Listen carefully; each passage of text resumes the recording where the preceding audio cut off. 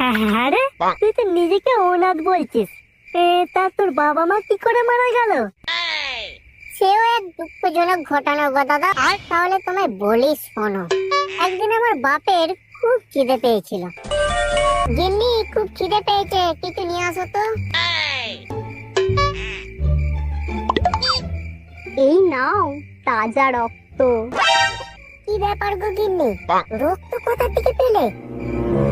পাশের ঘরের ছেলেটা আজকে মশারি টাঙায়নি, তারই রক্ত এনেছি।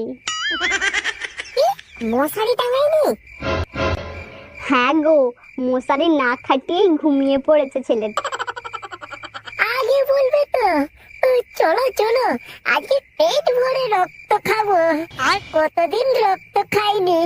গাছের রস খেয়ে খেয়ে শরীরটা কেমন শুকিয়ে গেছে। তাড়াতাড়ি চলো গিন্নি, তাড়াতাড়ি চলো।